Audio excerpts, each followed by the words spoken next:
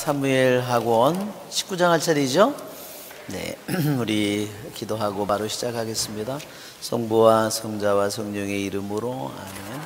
하늘에 계신 우리 아버지의 이름이 거룩히 빛나시며 아버지의 나라가 오시며 아버지의 뜻이 하늘에서와 같이 땅에서도 이루어지소서.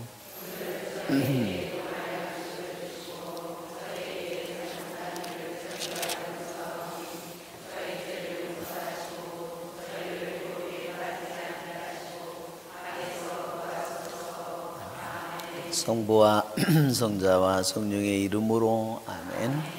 네. 2주 만에 만나는데 되게 오랜만에 만나는 것 같습니다. 그죠? 네.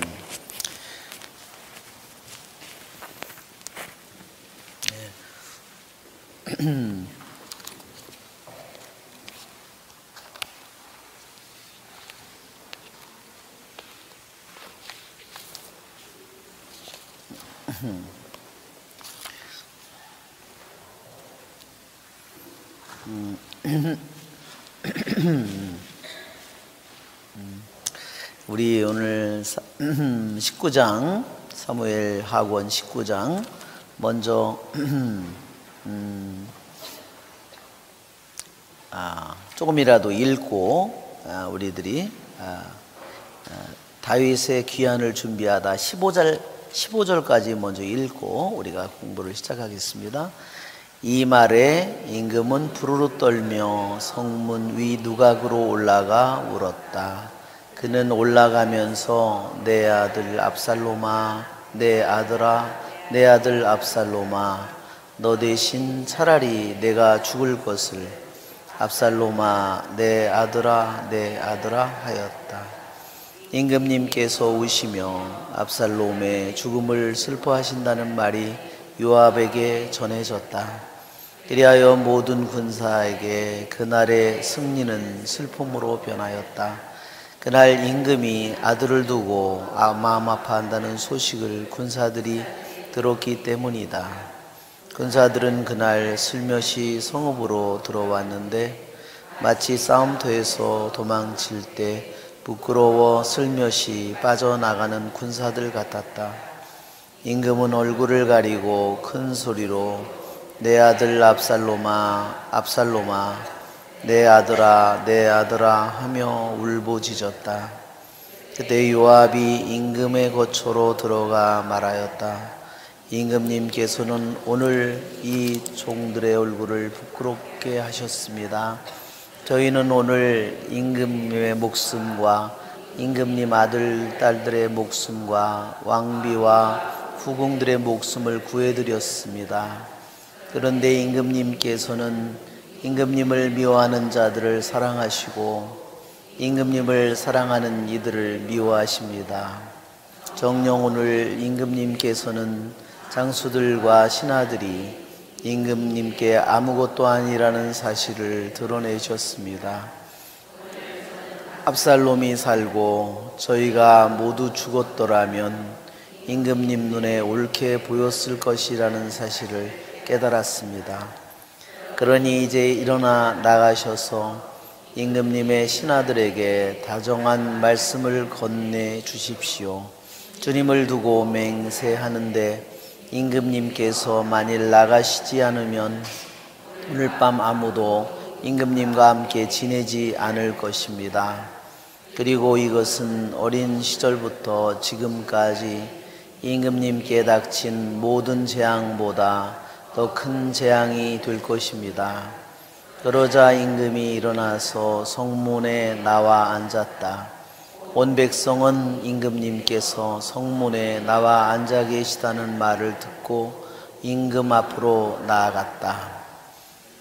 다윗의 귀환을 준비하다 이스라엘인들은 저마다 제 집으로 도망쳤다. 그 뒤 이스라엘의 모든 지파에서 온 백성이 서로 논쟁을 벌였다. 임금님께서는 우리를 원수들의 손아귀에서 구해주셨고 빌리스티아인들의 손아귀에서도 구해주셨다. 그러나 그분께서는 압살롬을 피해 이 땅에서 달아나셔야 했다.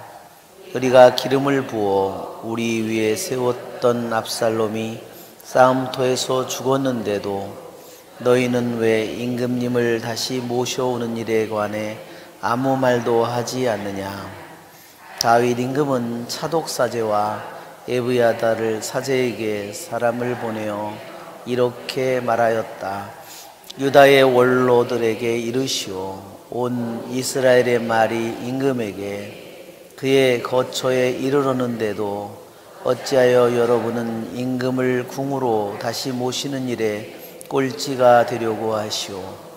여러분은 나의 형제이며 고륙인데 어찌하여 임금을 다시 모시는 일에 꼴찌가 되려고 하시오. 그리고 아마사에게는 이렇게 말하시오.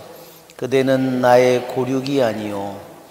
내가 언젠가 그들을 요압 대신 내 앞에서 군대의 장수로 삼지 않는다면 하느님께서 나에게 벌을 내리시고 또 내리실 것이요. 그가 이렇게 모든 유다 사람의 마음을 하나로 만들어 자기에게 기울게 하니 그들이 임금에게 사람을 보내어 임금님께서는 신하들을 모두 데리고 돌아오십시오 하고 말하였다. 그 다음에 목차를 보면 다윗과 시므이가 나오고 다윗과 모비보셋이 나오고 다윗과 바르질라이가 나옵니다. 즉 그 다음에 유다와 이스라엘이 다시 예루살렘으로 황궁하는 귀환하는 다윗의 임금을 맞이하는 그러한 사람들의 모습을 시므이는 누군지 알죠? 돌 던지고 막 저주하고 욕한 사람이잖아요. 그 다음에 다윗이 또 무비보셋 그 아들처럼 왕자처럼 데리고 살았던 요나탄의 아들, 그리고 바르질라이는 나이가 많고 늙은 부자이고 피난길에 있을 때 이 다윗 왕의 그 모든 가족의 양식을 대준 사람이에요. 그 다음에 유다 지파와 마지막에 이스라엘 지파가 그 왕을 모시는 문제로 서로 이해관계가 얽혀가지고 서로 이러한 여러 가지 문제들이 나오고 있습니다. 그래서 먼저 19장 앞부분을 우리가 먼저 읽으면 읽었기 때문에 전체 내용을 우리들이 이 제목만 봐도 더 잘 알 수 있게 됩니다. 자, 우리 이제 그림을 보면 우리가 그림 파일에 이것은 지도예요. 그래서 다윗이 이제 전쟁을 하는 그러한 이 내용이죠. 이게 에프라임 숲에서 이 전쟁을 하는 내용. 그 다음에 다시 다윗이 다시 다시 귀환하는 여기로 해서 다시 예루살렘으로 돌아오고 유다 지파에서 마중을 나가는 이러한 모습들을 지도에서 그려놨어요. 자, 이게 이제 전쟁을 통해서 말하자면 다윗이 여기서 전쟁을 일으킨 것은 압살롬이 반란을 일으킨 것은 헤브론이죠. 헤브론에 가서 아버지 예루살렘에 있을 때 헤브론에 가서 내가 주님께 서원한 바가 있는데 그거를 채우겠다고 하면서 헤브론에 가서 반란을 일으켰어요. 그리고서 이 예루살렘으로 말하자면 쳐들어온 거죠. 그래서 다윗은 아들하고 싸우는 게 말하자면 아들하고 싸우는 게 모양새가 그러니까 싸울 수 있었지만 그냥 피난을 간 거죠. 그래서 피난을 가서 여기서 나중에 결국은 에프라임 숲이 여기라고도 나오고 여기라고도 나오는데 자세한 것은 아직 확실하지는 않습니다. 그렇지만 하여튼 거기서 전쟁을 압살롬이 죽은 후에 다시 이 마하나임에서 다시 요르단강을 건너서 예루살렘으로 오는 이 과정이 아주 복잡한 거예요. 왜 그럴까요? 왜 그러냐면요, 여기에 반란군들이 거기 있잖아요. 그렇죠? 각 지파에 압살롬의 편을 들었던 사람들이 너무나 많기 때문에 다윗을 다시 다윗이 다시 그 늙은 왕이 돌아오면 자기네들이 벌을 받고 죽을까봐 그 사람들이 그걸 두려워하고 있는 거 아니에요. 그렇죠? 그러니까 선뜻 나서서 다윗 왕을 맞이할 그런 처지가 아니에요. 그렇기 때문에 굉장히 이게 말하자면 너무너무 기쁜 일도 아니고 말하자면 너무너무 무거운 분위기예요. 이 이스라엘 그 나라 전체에 너무너무나 무거운 이 말하자면 분위기를 우리가 느낄 수 있게 됩니다. 자, 이것은 다윗이 헤브론에서 7년을 다스렸고 예루살렘에서는 33년을 다스려서 총 40년을 다스렸다. 그거를 이렇게 도표로 33년 다스린 거를 여기에서 보여주는 겁니다. 여기서 11년, 33년 예루살렘에서 다스린 거, 이렇게 나중에 통치 기간이 굉장히 이 아들의 반란 이 모든 것으로 너무너무 이제 혼미해지는 거죠. 울고 떠나는 예루살렘을 떠나는 피난 갔던 다윗의 모습, 그 다음에 이제 다시 돌아오는 것을 맞이하는 이 모습을 그림으로 그려놓은 거죠. 다시 이게 다윗이 돌아오는 것을 그래서 한편으로 환호하는 사람들도 있는데 환호를 하지 못하는 많은 사람들이 또한 이 그림 뒤에 있는 거죠. 이것이 시므이가 돌을 던졌는데 나중에 돌아올 때는 어떻게 해요? 이제 조금씩 그림에 나와요. 너무나 웃기는 그림이 있어요. 이건 바르질라이, 나이가 많고 부자인 양식을 대줬던 바르질라이의 모습이고, 이거는 오늘 복음이에요. 오늘 복음에, 그죠? 그 고기가 몇 마리예요? 153마리죠? 왜 153마리인지 제가 그림으로 보여드릴게요. 자, 이것도 예수님 옆에 머리 받고 있는 건 베드로겠죠? 괜찮아. 뭐 그럴 수도 있지 뭐. 그러면서 153마리, 이 153마리가 이렇게 된 거예요. 자, 보세요. 자, 이게 뭐냐면요, 그림 언어 같은 거예요. 의미가 하나, 그 다음에는 둘, 그 다음에는 셋, 그 다음에 넷, 그 다음에 다섯, 여섯, 이렇게 쭉 쌓아놓으면요, 맨 끝에가 13이에요. 그러면 총 이게 몇 개예요? 합치면 153마리예요. 즉 저것은 뭐냐면 그 고기도 153마리였겠지만 그 의미는 고기를 너무 쌓아놓으니까 저렇게 가득했다는 의미를 그 153마리 속에 이건 단지 153마리만이 아니라 이렇게 하느님의 이 신비를 말하자면 옛날 사람들은요, 숫자라고 생각하지 않았어요. 그래서 이것은 바로 하느님께서 밤새도록, 그들은 어땠죠? 밤새도록 전문가들이잖아요. 어부들이잖아요. 밤새도록 했는데 한 마리도 못 잡았어요. 그러나 주님께서 한마디 말씀하니까 저렇게 정말로 가득히 정말 저렇게 하느님께서 말씀하시면 저렇게 된다는 것을 이 복음이 우리들에게 보여주는 겁니다. 여러분 150마리면 이제 아시겠죠? 그래서 이렇게 쌓아놓으면 가득 쌓여있는, 그죠? 가득하고 충만한 그 모습을 153마리가 숫자와 함께 이런 의미를 가지고 있다는 겁니다. 그래서 오늘 복음이라서, 그래서 제가 이게 압살롬의 옛날에 한참 야망을 품었을 때의 모습이죠. 이 나중에 압살롬이 멸망해가는 모습이죠. 후사이를 통해서 그러니까 다윗이 굉장히 제일 많이 울고 괴로워하죠. 그래서 다윗이 괴로워하는 이유가, 우리는 다윗이 왜 괴로워하는지, 왜 슬퍼하는지 우리는 이유를 어느 정도 우리는 알고 있습니다. 왜냐하면 다윗이 자신의 죄이기 때문에, 그렇죠? 누각으로 올라가면서 울었다 그렇게 돼 있죠. 이제 강을 건너려고 이제 그 마하나임에서 요르단강까지 왔어요. 왕이 마하나임, 그 요르단 동편에 있는 마하나임에서 요르단강 나루터까지 온 거예요. 근데 거기에 제일 먼저 마중 나온 사람이 누군 줄 아세요? 시므이 이 새끼예요. 이 새끼가 하여튼 여기 보면 뭐가 나왔냐면요, 배를 가지고 나왔어요. 배를. 여우 같은 놈이에요 정말.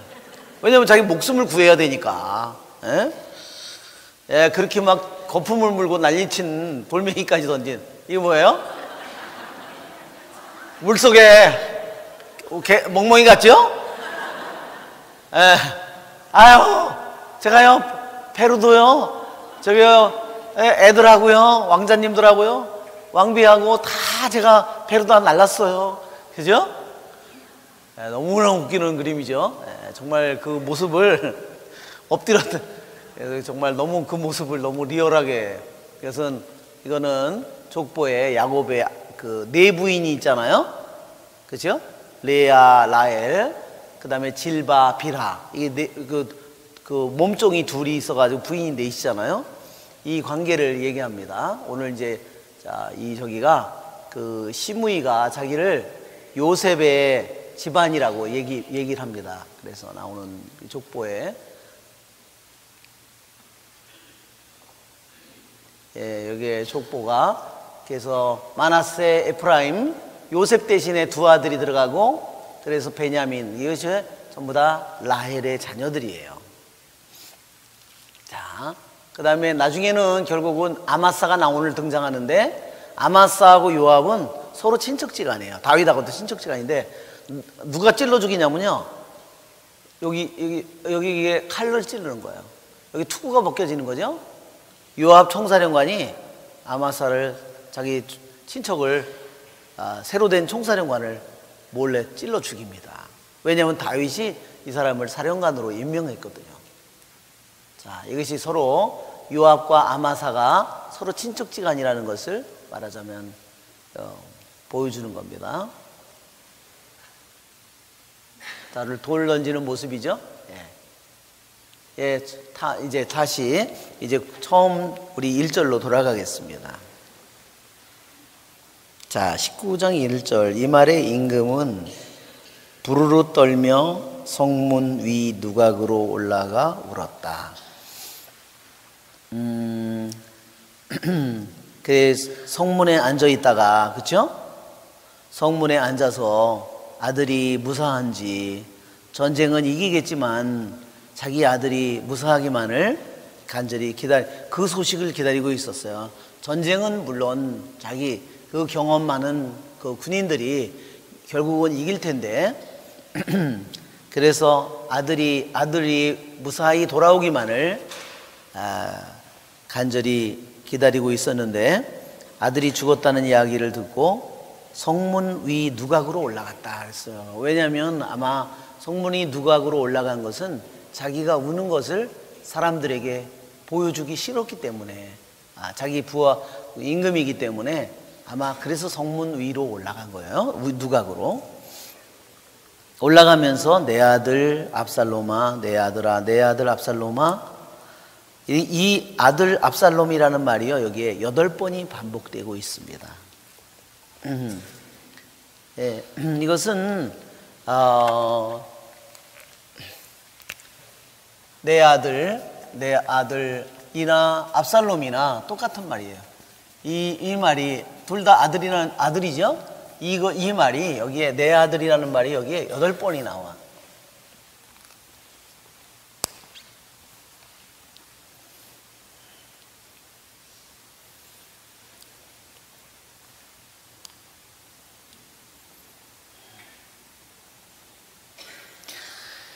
아마 여기에 5절까지 내 아들이라는 말이 8번이 나옵니다.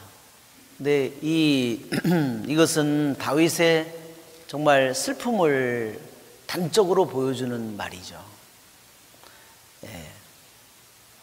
자신이 아마 온 나라를 차라리 잃어도 자기가 자식을 잃기는 원하지 않았던 것 같아요. 죄 많은 자식이지만, 자신에게 반란을 일으킨 정말로 못된 자식이지만, 그래서 차라리 내가 죽을 것을, 그래서 왜냐하면 이 모든 일이 자기로부터 시작되었고, 그래서 하느님께서 이 집안의 칼부림이 그죠? 그치지 않을 것이라는 선고를 자기가 하느님 말씀으로 받았거든요. 그래서 결국은 아들을 죽인 것이 자기이기 때문에 다윗은 아들을 탓하기보다 자신을 탓하고 있는 겁니다. 자, 이러한 그 비극적인 이러한 자기의 큰아들도 죽고 자기의 둘째 아들은 이제 일찍 죽었고 셋째 아들인 압살롬도 이렇게 정말 수치스럽고 비극적으로 죽은 이 모습을 보면서 다윗은 아마 그렇게 생각했을 거라는 겁니다. 다윗은 수도 없이 만일 내가 밧세바와 유혹을 내가 이겼다면 하느님께서 자기 자식도 살려주고 그런 자식들도 그런 유혹을 다 이길 수 있는 힘을 주신다고 했으면 자기는 분명히 밧세바와 그러한 죄를 짓지 않았을 것이다. 그것이 수도 없이 다윗이 왜 자신이 밧세바와 그 죄로 인해서 그 모든 선고가 하느님께로부터 떨어졌잖아요. 그렇죠? 그래서 하느님께서 만일 내가 그 모든 것을 이 밧세바와 유혹만 이긴다면 내 아들을 살려주었을 거라, 그런 기회가 자기에게 주어졌다면 자기는 얼마든지 그렇게 했을 거라는 그런 생각을 수도 없이 했을 거라는 거죠. 그러니까 결국은 이 모든 것이 결국은 자기의 탓이었다는 겁니다. 여기 보면 내 아들 압살롬이라는 말을 8번, 내 아들 압살롬아가 8번이나 나오는데 이 말은 내 아들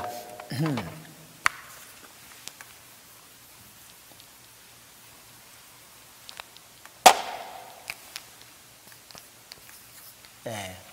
이것은 또한 유대인들의 미드라시 해석에 의하면 유대인들 미드라시에서는 이것을 어떻게 하냐면 아들을 한번 부를 때마다 그 아들을 지옥에서 불러내는 거라고. 게헨나에서 즉 아들이 그때 그랬죠. 아들이 나무에 매달렸을 때 아들이 분명히 머리가 휘감겨 있어도 왕자니까 분명히 자기가 칼을 차고 있었을 거라는 거죠. 칼을 차고 있었으면 머리를 자를 수 있는데 왜 안 잘랐느냐 그때 얘기했죠. 왜 안 잘랐다고 그랬어요? 예, 머리를 자르려고 보니까 밑에서 지옥불이 입을 벌리고 있더라는 겁니다. 그래서 차라리 내가 이거를 머리를 잘라서 머리는 풀리지만 그러나 내가 그 지옥불 속에 떨어진다면 그거보다는 차라리 내가 매달려 있는 게 낫다. 그래서 베지 않았다. 유대인의 이러한 그 해석에 그런 게 있었습니다. 그래 이즉 7번의 이름을 부른 것은 그것은 아들을 게헨나, 이게 말하자면 구약에 나오는 그 지옥이죠. 그 게헨나에 있는 그 아들을 나오도록 아버지가 부르는 것이라고. 그리고 마지막 한 번은 뭐냐? 마지막 한 번의 그 이름을 마지막으로 부르는 것은 뭐냐면 어디서? 그 아들이 즉 다가올 세상에 즉 한 몫을 차지하도록. 그건 무슨 소리인지 아시겠죠? 하느님 안에서 영원히 살기를 바랍니다. 영원한 지옥 속에, 즉 이 말은 영원한 지옥 속에, 영원한 지옥불 속에서 하느님 안에는 몫이 하나도 없이 오직 영원한 불 속에 영원히 고통받는 그 아들이 아니라 그런 죄를 비록 졌다 하더라도 그 아들을 지옥에서 나오도록 불러내는 아버지의 말하자면 기도라는 뜻이죠.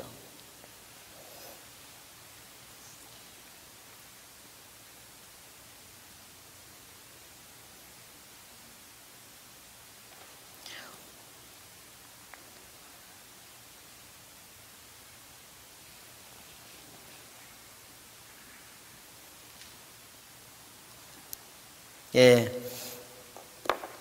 또 한편으로 보면 이 1절을 보면 다윗이 정말로 자신의 아들을 깊이 용서했다는 것을 느끼게 됩니다. 그전에는 용서를, 그렇죠? 그 형을 죽이고 정말 그 도망가 있을 때, 그렇죠?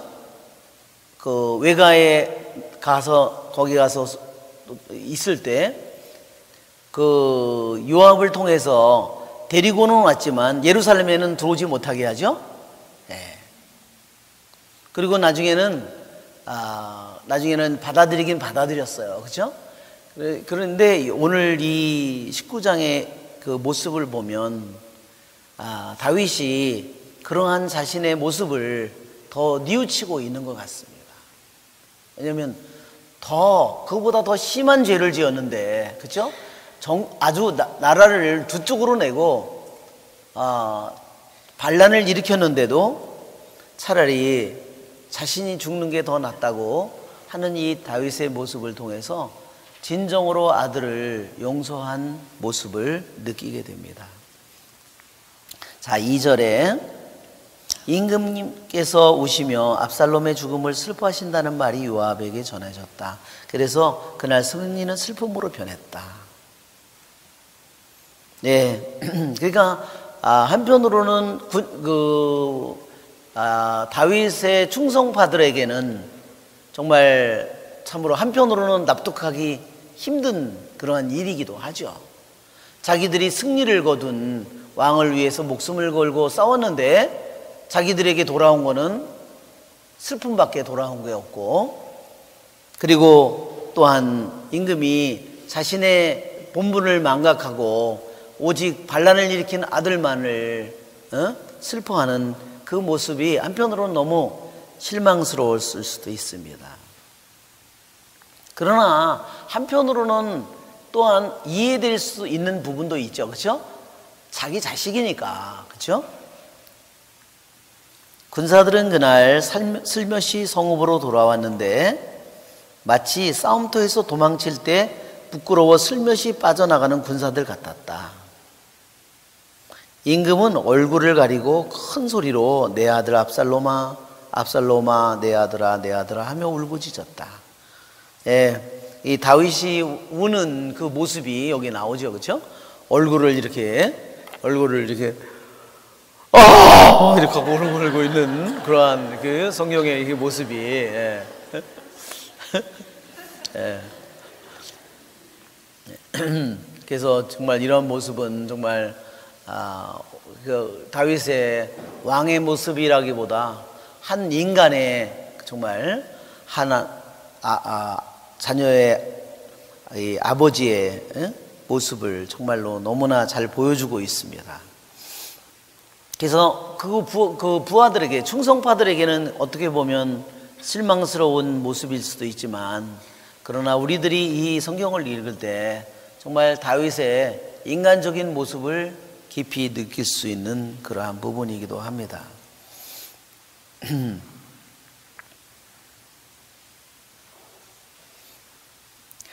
자, 이제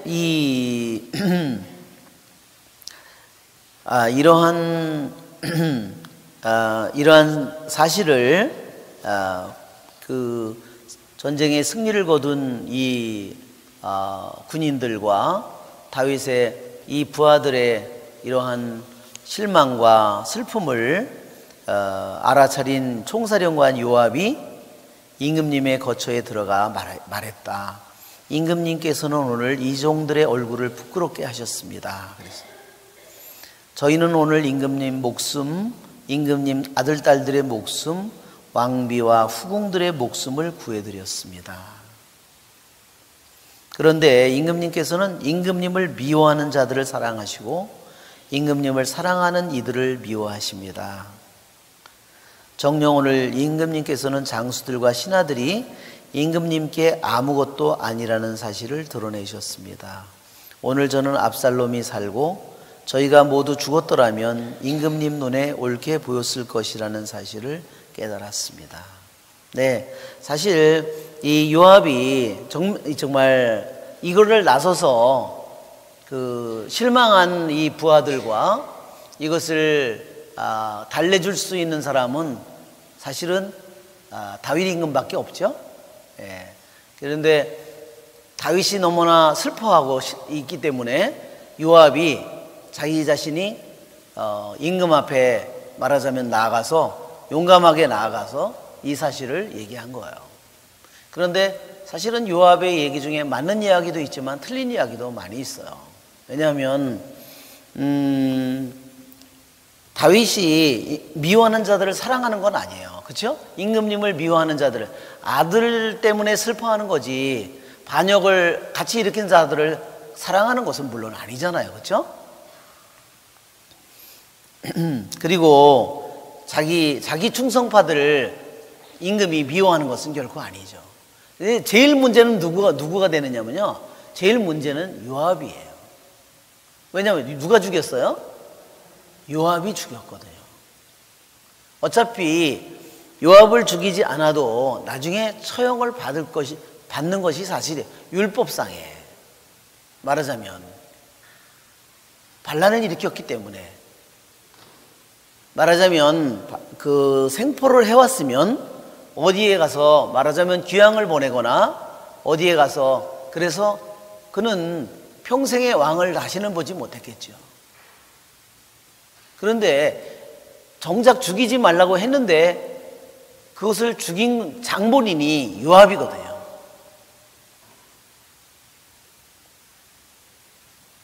그러니까 요압이 와서 그 다윗 앞에 와서 이 이야기를 하고 있어요. 그렇기 때문에 이 이야기를 듣는 다윗의 마음은 어때요? 마음이 굉장히 더 불편했을 거예요. 정녕 오늘 임금님께서는 장수들과 신하들이 임금님께 아무것도 아니라는 사실을 드러내셨습니다. 그렇지는 않죠. 오늘 저는 압살롬이 살고 저희가 모두 죽었더라면 임금님 눈에 옳게 보였을 것이라는 사실을 깨달았습니다. 네, 그것도 사실이 아니죠. 오직 아들이 살고 자기 부하들이 살기를 바란 것이지.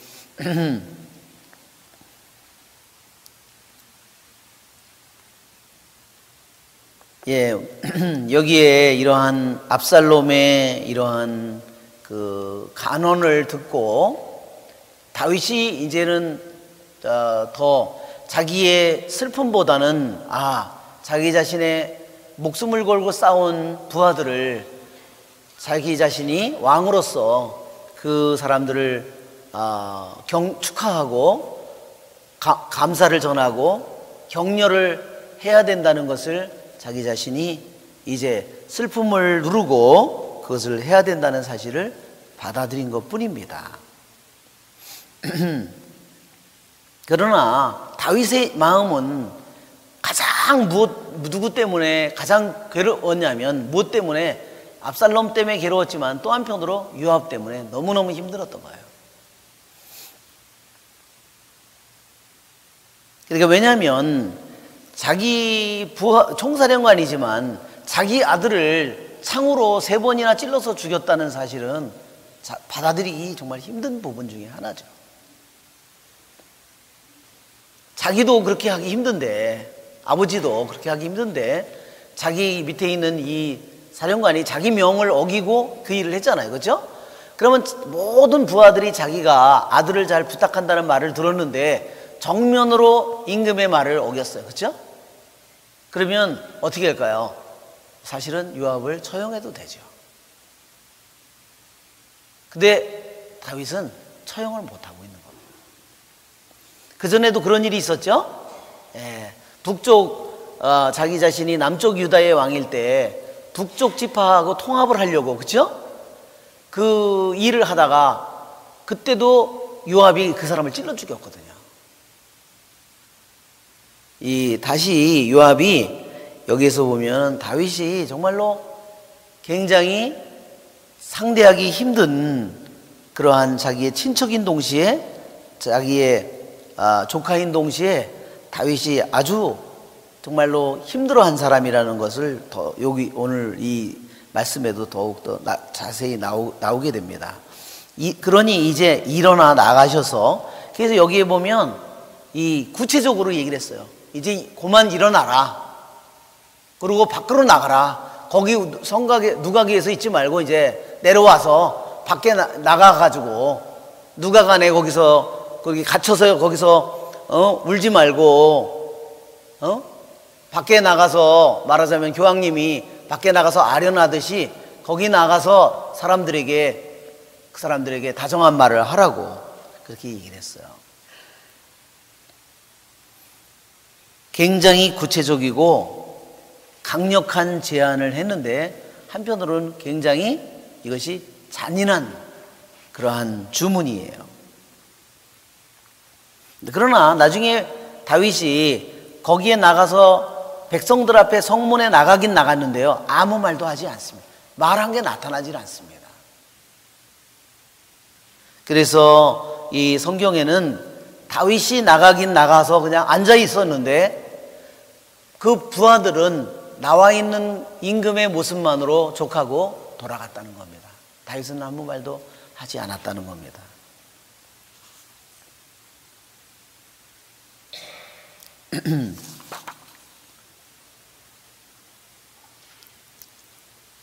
자, 9절에 임금이 일어나 성문에 나와 앉았다. 그렇죠? 임금 앞으로 나아갔다. 그렇죠? 그 다음에 아무 이야기가 없어요. 그렇죠? 나아갔는데, 그리고 그 사람들은 다윗을 따른 부하들은 이제 떠났고 이스라엘인도 저마다 제 집으로 도망쳤다. 여기에 이스라엘인들은 뭐냐면요, 이것은 반란군이에요.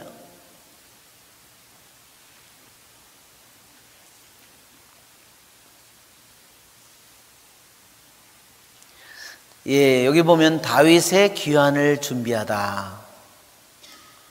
다윗의 귀환을, 다윗이 이 마하나임에서 다시 요르단강을 건너서 다시 요르단강 건너 약속의 땅으로 오는, 예루살렘으로 들어오는 이 과정이 굉장히 아주 미묘한 문제라고 그랬죠?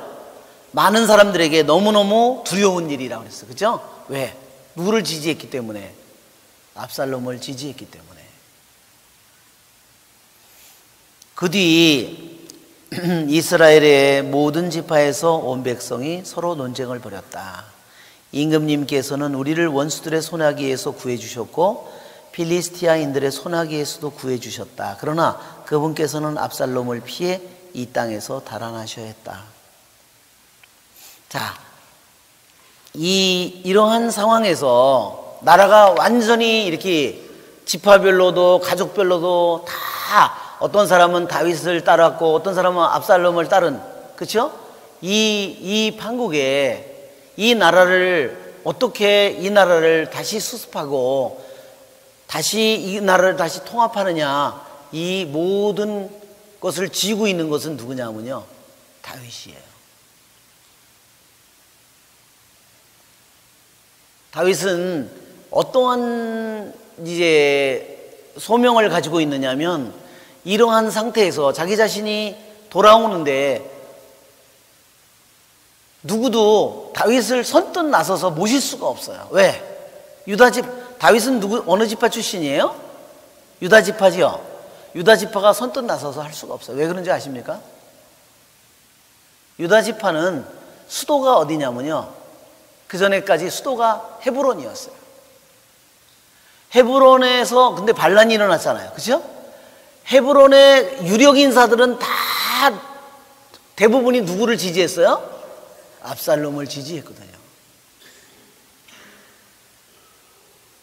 그러니 유다 지파가 나서서, 유다 지파의 유력 인사들이 나서서 다윗을 모셔오자고 얘기할 수가 없는 형편이라는 거예요.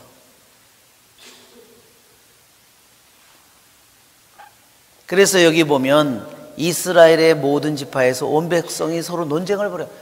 아니, 모시러 가야 되느냐? 아니, 모셔오면 우리 나중에 다 벌 받을 텐데 어떻게 하려고? 그러니까 이게 너무너무나 무겁고 껄끄럽고 미묘한 거예요. 자기네들을 모시기가 힘든 거예요.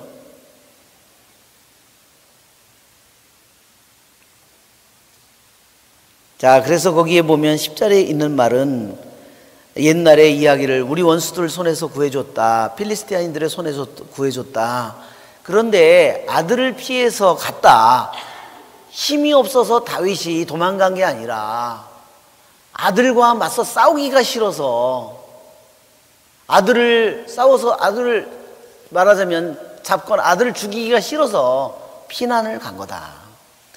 아들이 두려워서가 아니라 그것이 무엇을 얘기하냐면 다윗의 고귀함을 보여주는 것이다.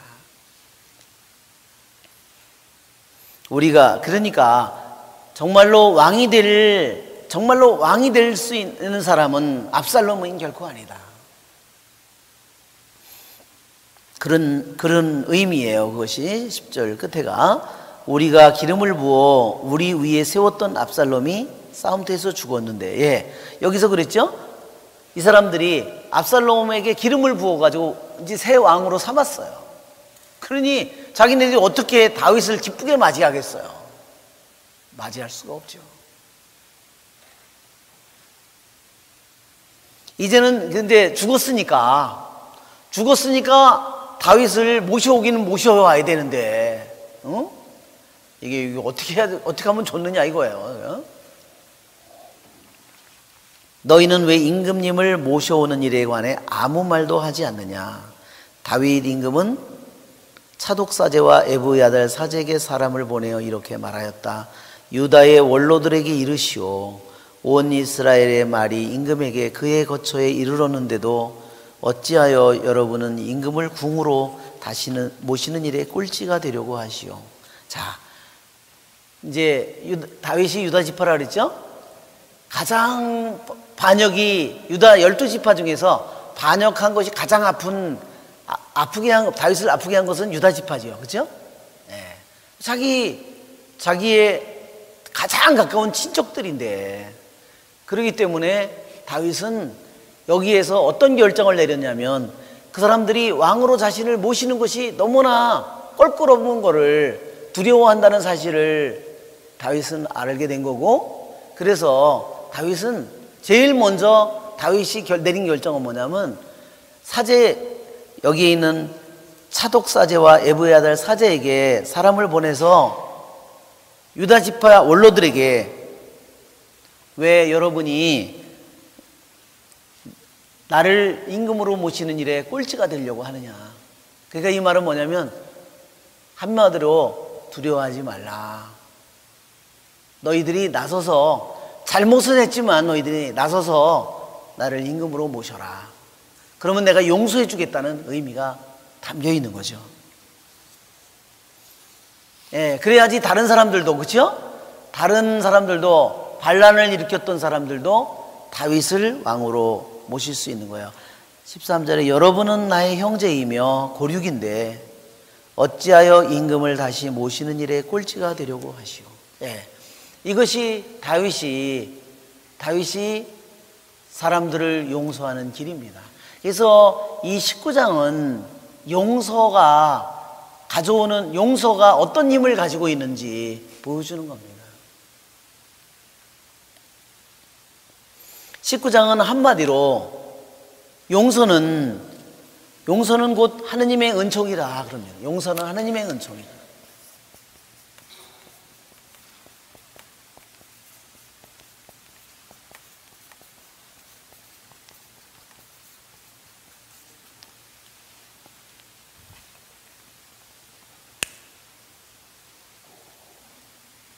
예, 자기의 친척들이 같이 혈육을 나눈 가장 가까운 친척들이 자기를 배신했어요.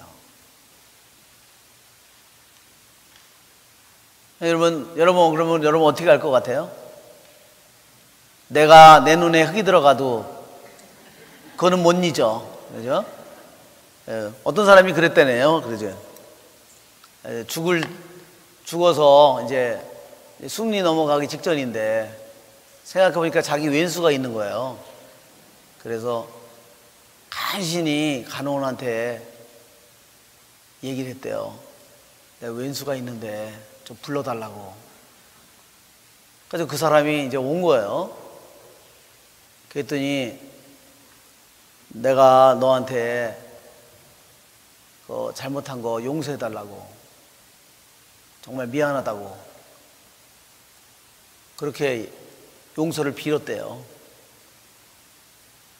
그 한숨을 다시 쉬더니 하는 말이, 그러나 내가 좀 나아지면 우리 왼수 관계는 그대로 유효하다고.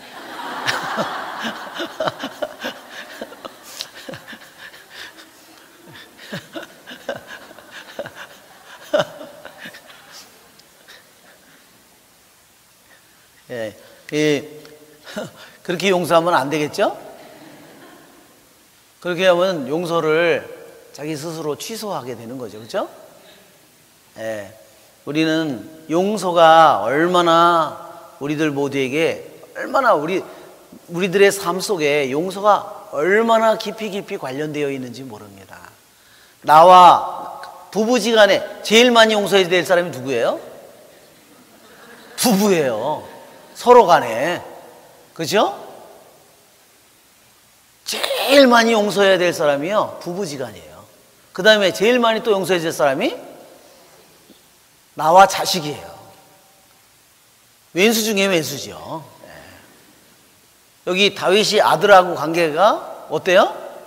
다윗하고 아들의 관계가 어때요? 바로 그겁니다.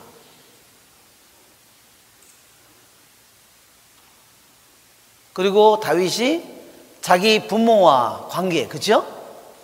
이것은 우리들이 신앙인으로서 우리가 산다고 할 때 우리들의 용서가 어떠한 특정한 먼 데 있는 사람이 아니라 나를 낳아주고 나를 기르고 내가 낳고 나와 같이 사는 가장 매일 하는 사람, 그죠? 먼 데 있는 사람은 용서하기 쉽대잖아요. 먼 데 있으니까. 그래서 나는 너 용서했어. 안 보니까 꼬라지를.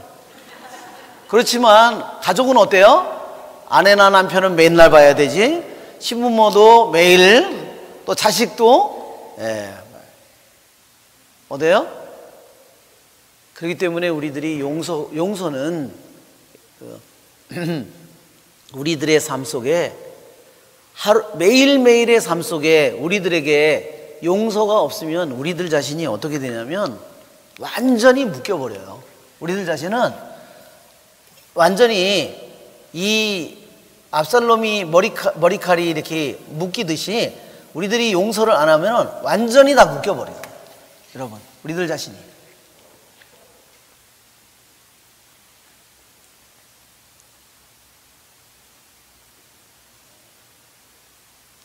그래서 주님께서도 말씀하실 때 너희가 땅에서 풀면, 그렇죠? 이거를 푼다고 그러는 거예요. 이거를 푸는 거예요. 용서하는 것은 이것을 푸는 것입니다. 용서를 안 하면요, 이것을 매듭을 짓는 거예요.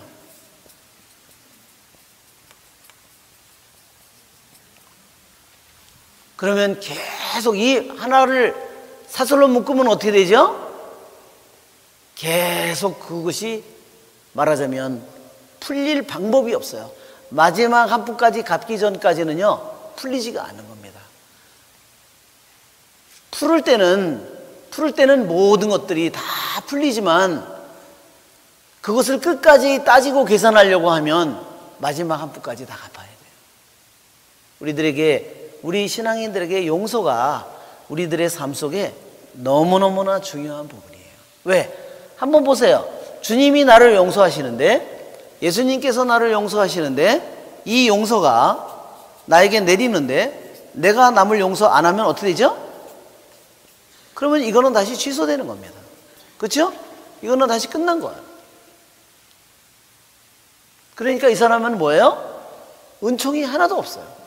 용서를 하지 않는 자기 자식이든 자기 부모든 자기 형제든 부부든 이 사람들을 용서하지 않을 때 이 사람들은 모든 게 다 묶인 거예요. 하느님의 은총이 있을 수 없어요.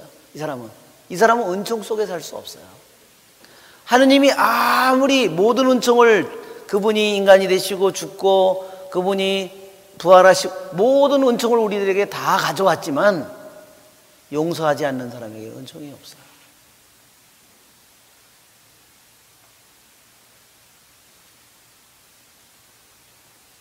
이것이 바로 주님께서 우리들에게 기도문을 가르쳐 줄 때 하늘에 계신 너희 아버지, 그죠?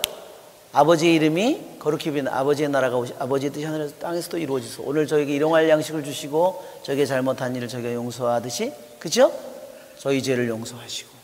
만일 우리들이 이게요, 우리들이 영적인 생활을 하는 데 있어서 영적인 생활을 하는 우리들이 용서를 하지 않으면 그 사람에게 영적인 생활이 전혀 불가능해요. 은총 안에 사는 것이 불가능합니다.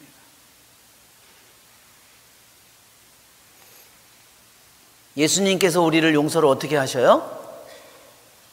우리를 어떻게 용서하십니까? 우리들에게 못이 박힘으로써 용서를 하시잖아요. 그렇죠? 우리들에게 그 찔리고, 그렇죠?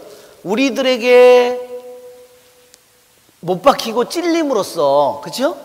그분의 가시관의 머리에, 그렇죠? 이 모든 것을 통해서 그분이 우리를 용서하는 거잖아요.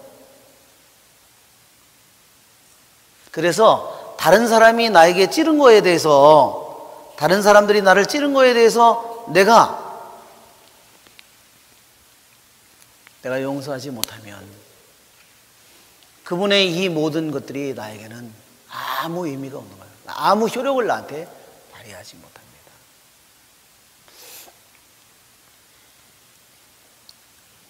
그러면 이 사람들은 어떻게 되냐면요, 악마의 올가미 속에 계속 갇혀 있는 거예요.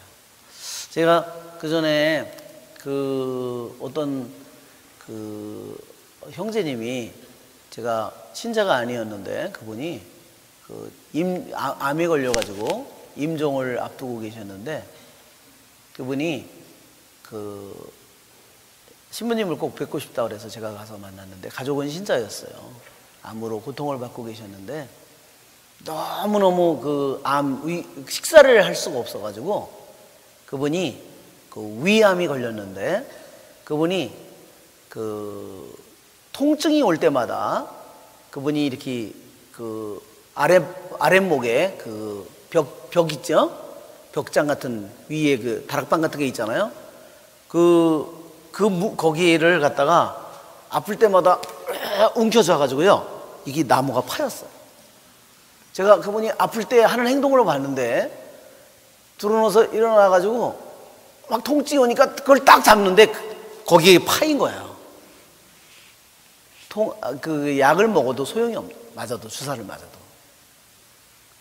그래서 제가 그분이 신자 아니었는데 그분의 얘기를 제가 다 들었는데, 뭐냐면 부모님이 유산을 줬는데 형이 다 먹은 거예요.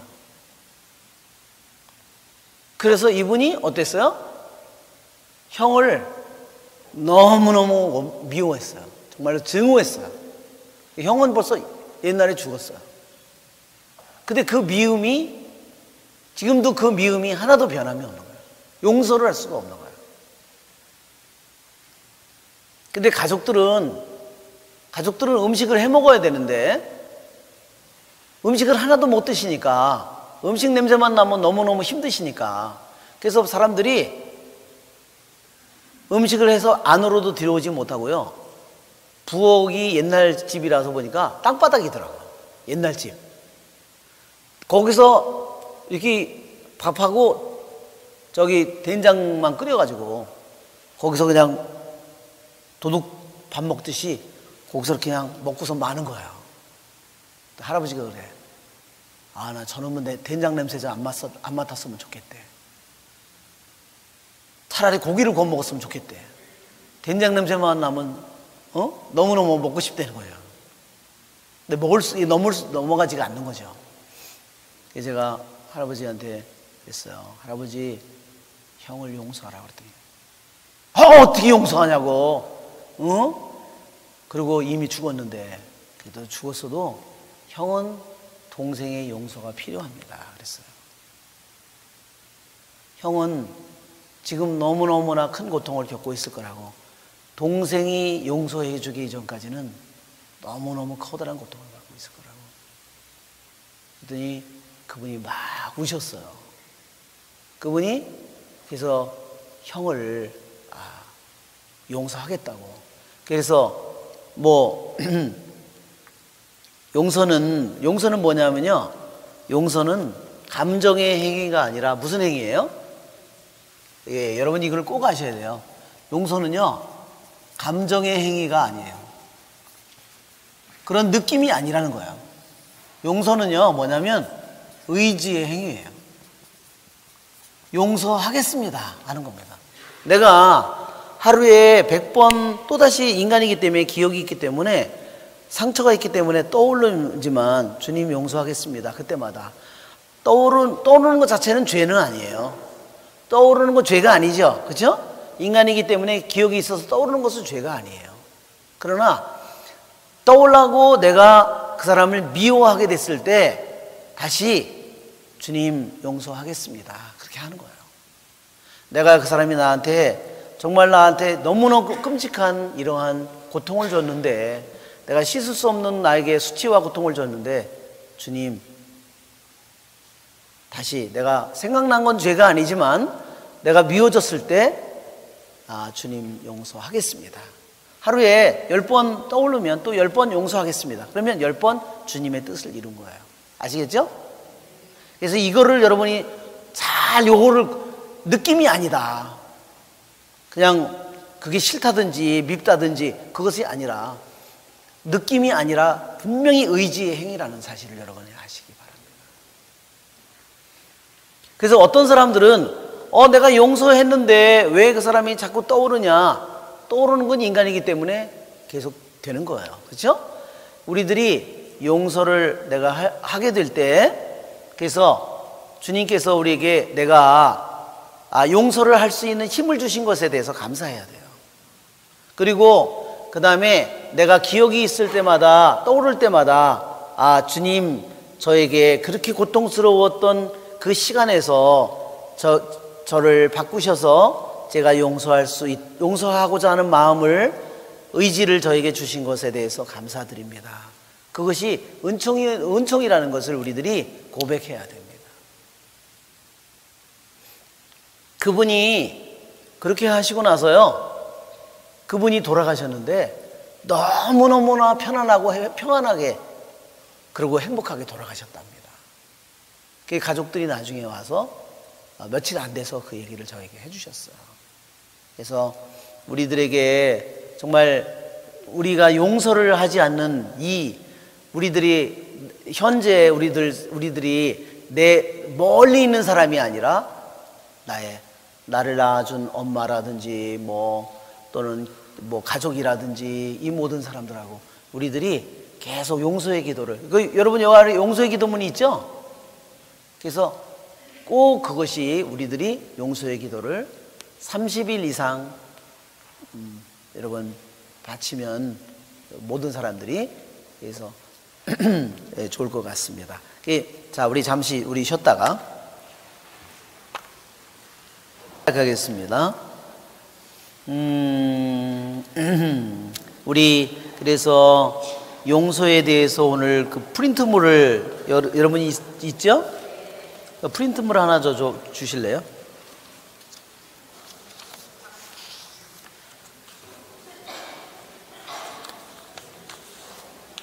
프린트물 하나만 주세요. 네. 그래서 우리가 그 남을 용서하고 누구를 미워하거나 나하고 그럴 관계가 있을 때, 내가 어떤 사람이 내가 나에게 잘못하거나 또 내가 남한테 잘못한 그러한 사실에 대해서 내가 기억하고 있다.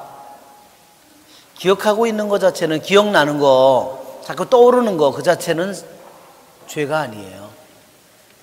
일례로 어떤 사람이 평상시는 괜찮은데 기도하려고만 하면 음란한 생각이 떠오른다. 그게 죄일까요, 아닐까요?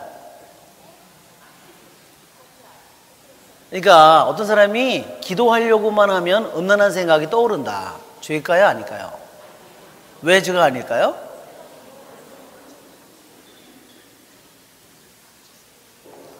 그냥 떠오르는 것 자체는 죄가 될 수 없어요. 인간이기 때문에. 왜냐하면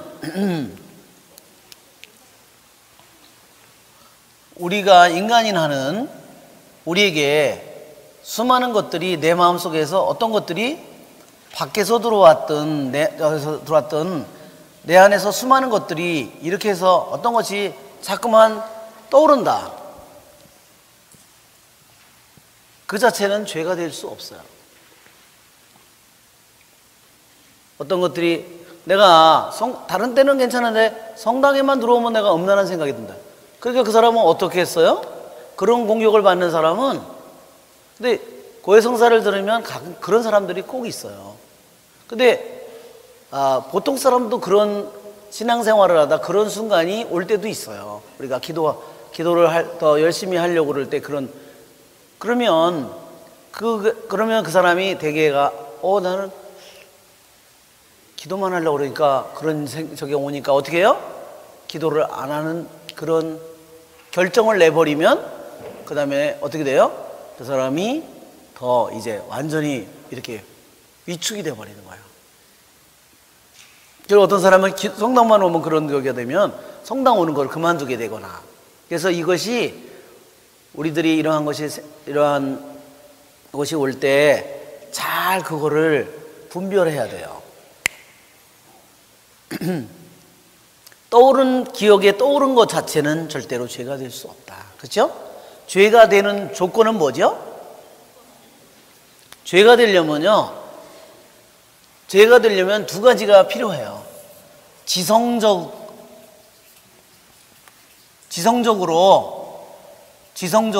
죄인지를 알아야 돼요. 그리고 의지적으로 동의를 해야 돼요. 이 두 가지가 있어야만 죄가 되는 거예요. 그냥 내가 그것을 원하지 않는데 나는 기도하려고 하는데 그것이 자꾸 떠오른다. 그래서 죄가 될 수 없어요. 그래서 주님이 내 마음을 알고 계시기 때문에, 그렇죠? 걱정하지 않으셔도 돼요. 죄가 되려고 할 때는 분명히 내가 죄인 줄을 알고 내가 거기에 대해서 내가 동의하고 그것을 좋아하고 가담할 때 죄가 되죠.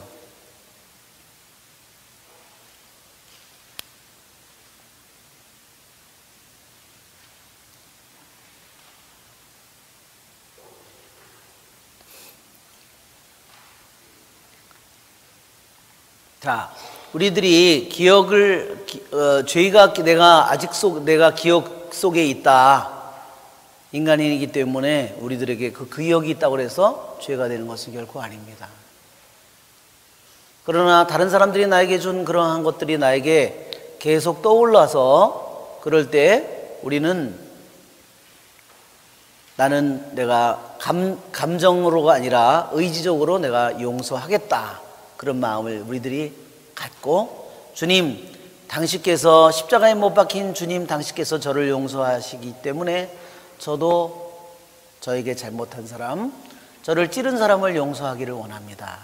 여러분, 그렇게 하시는 거예요. 아시겠죠? 네. 그러면 악마의 지배력이 나에게 약해집니다. 그러나 내가 거기 여우 같은 년이 내가 그걸 꽉 하고 있으면 어떻게 돼요? 내가 그걸 어떻게 잊어? 그걸 하고 있으면 그 악마의 지배력이 점점 강해지는 거예요.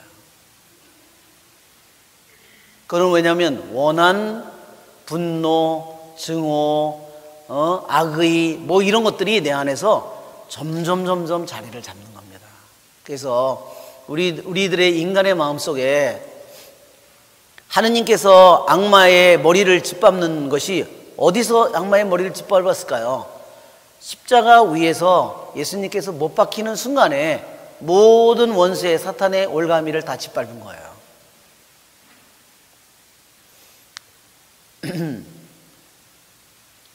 가장 커다란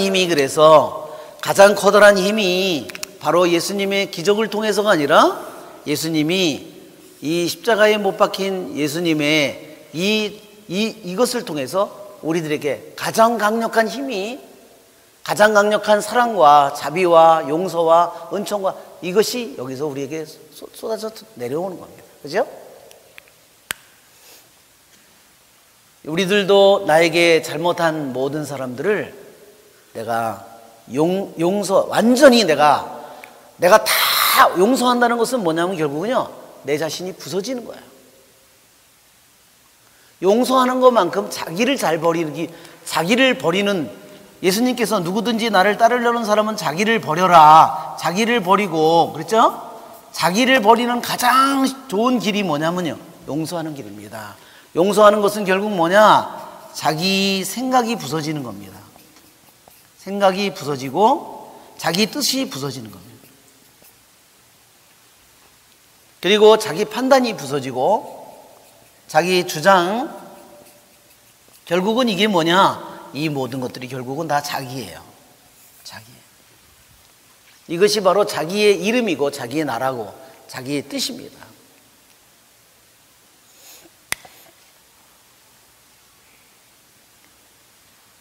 그래서 우리들 자신에게, 나에게 말로나 행동으로나 나에게 상처를 준 모든 사람들을 하나도 다 남김없이 모든 원수까지도 용서하고자 할 때 그 사람은 예수님의 마음으로 변해가는 겁니다.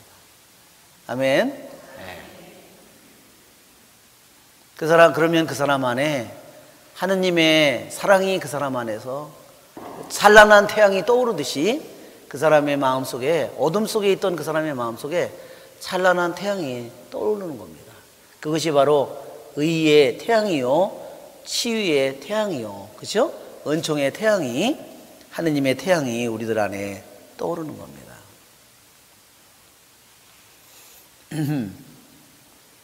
그 전에 저는 신학교 다닐 때, 용서가 무슨 그까짓 게 뭐 대단한 일이라고, 그렇게 저는 투쟁이나 정의를 위한 싸움이나 그런 게 더 대단한 일인 줄 알았어요. 그런데 가장 커다란 용서가, 가장 커다란 힘이 이 용서에 있다는 사실을, 예수님은 결국은 우리의 용서를, 죄의 용서를 위해서 오셨죠? 그러면 용서를 하지 않는 사람은 예수님을 알아듣지 못합니다.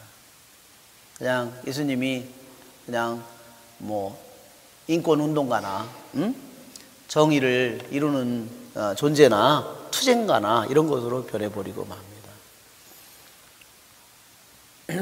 우리는 그래서 이 용서를 통해서 우리들 모두가 인간의 관계 속에서 내가 맺어진 모든 이 매듭을 다, 매듭에 묶여져 있는 사람은 자유롭지 못한 인간이에요.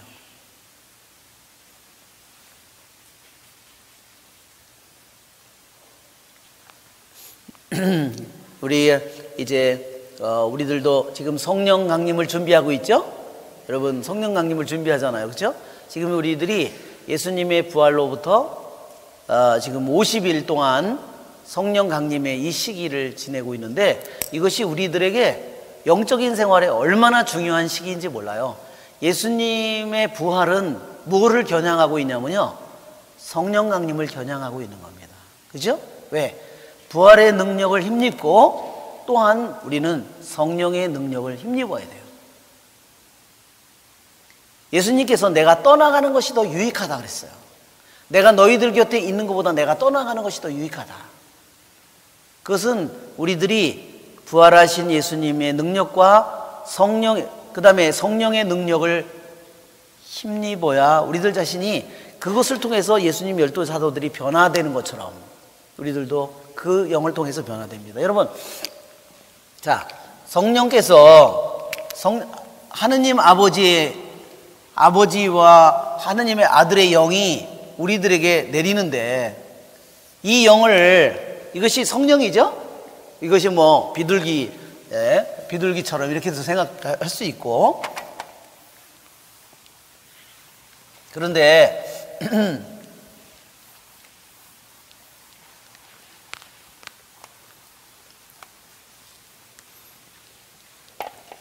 이렇게 성령께서 나에게 내려오시는데, 이 성령을 받아들이는 내 자신이 성령을 가장 거스르는 게 누굴까요? 누군 줄 아십니까? 이 성령은 하느님 아버지의 영이죠? 하느님 아버지의 영이고 하느님 아들의 영이에요. 자, 이 영을 거스르는 건 누구냐면요, 자기의 영이에요. 내 자신의 영이에요. 악마의 영이 아닙니다. 결국은 가장 많이 방해하는 것은 뭐냐? 바로 내 자신의 영. 나라고 하는 이 영이 가장 나를 거스르는 거예요. 자, 하느님만이 오리지널 아이예요. 나는 진짜 영원한 아이가 결코 아니에요. 나는 하나의, 그렇죠? 하느님의 모습을 닮은 소문자 아이죠. 나는 영원한 대문자가 아니에요. 난 영원히 있는 존재가 결코 아니에요. 그런데 이 자기 자신의 영이 하느님의 영을 결국 거스리고 있어요. 자기의 영은 뭘까요? 자기의 영은 결국 뭐를 통해서 이루어지냐면요, 자기 생각, 자기 뜻이에요. 자기 생각, 자기 주장, 자기 판단, 자기 경험, 이런 것들이죠. 이것이 결국 자기의 영을 이루고 있는 겁니다. 우리들이 이 예수님의 제자들에게 예수님을 배신한 결정적인 그들이 잘못을 저지르죠? 그것을 통해서 그 제자들의 서로 다 자기가 잘났다고 싸웠어요. 제일 잘났다고 한 사람이 중에 누굴까요? 아마 제일 잘났다고 한 사람이 유다였을 거예요. 그렇죠? 아유, 나는 쟤네들하고 나는 종류가 달라, 급이 달라, 나는 쟤네들하고 나는 물이 달라, 이렇게 항상 생각했을 거예요. 아유, 저 새끼는 저 어부 새끼 저거, 아유 저 새끼 저 세리인데 저거, 아유, 그렇죠? 좀 그랬을 것 같아요. 근데 이 자기의 영을 내려놓지 못하면 성령은 그 사람 안에, 그냥 성령이 힘이 없어서가 아니라요, 성령은 그냥 조용히 뒤로 물러가는 것 뿐이에요. 자신의 모습을, 오늘 복음에처럼 자신의 모습을 드러낼 수도 있지만 하느님은 자신의 모습을 감출 수 있어요. 만일 자기 영을 계속 고집하고 있는 사람이라면 성령이 자신의 그 모습을 드러내지 않고 어떻게 해요? 자신의 모습을 감춰버립니다. 우리는 이 시간을 통해서 예수님께서 12사도들이 완전히 자기의 영이, 서로 잘났다고 하는 자기들의 영이, 그렇죠? 예수님 순환하러 가는 순간까지 서로 자기가 첫째라고 싸우죠? 그 자기의 영이 완전히 박살이 납니다.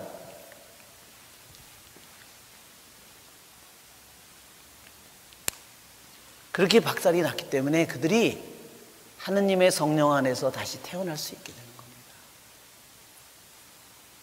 우리가 이 부활의 이 50일 이 시기에 부활하신 예수님과 함께 정말 사순절 40일 지내는 것보다 50일을 더 잘 보내야 돼요. 왜냐하면 부활하신 예수님은 우리들에게 오순절을 통해서 우리들을 새로운 사람으로 만들어 주시려고 예수님이 부활하신 거예요. 그렇죠?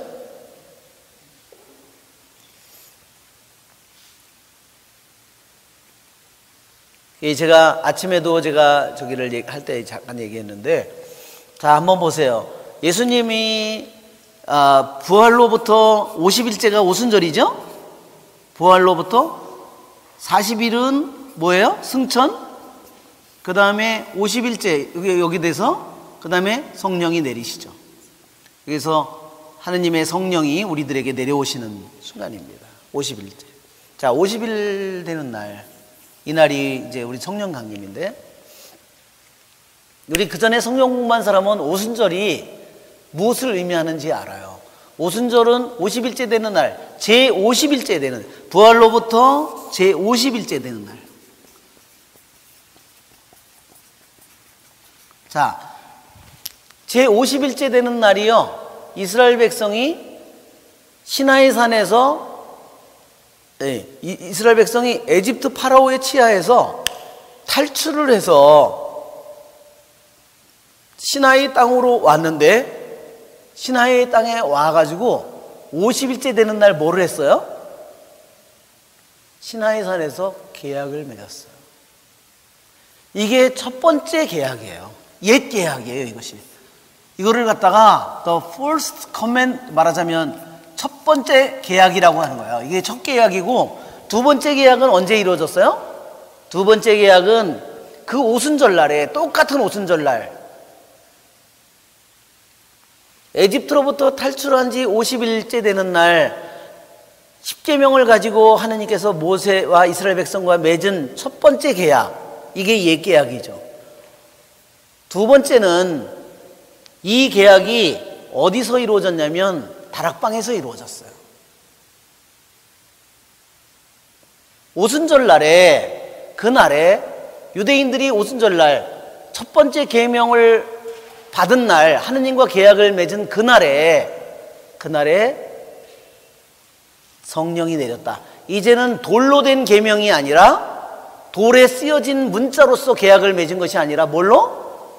성령으로 그들이 계약을 맺은. 그래서 50일째 되는 날 성령이 내리는 겁니다. 그러면 이게 뭐냐? 이것이 두 번째 계약이고요, 이것이 두 번째 계약이고, 이것이 새 계약이에요. 여러분 생각해 보세요. 첫 번째 오순절날에 이스라엘 백성이 처음으로 탄생했고요, 하느님 백성이 처음으로 이스라엘 백성이 탄생했고, 그 다음에 두 번째 계약날 뭐가 탄생했어요? 예수님을 믿는 그리스도교가 탄생한 거예요. 여러분, 이것을 한번 생각해 보면 하느님께서는 1000년 이상 성령이 오는 거를 준비하신 거예요.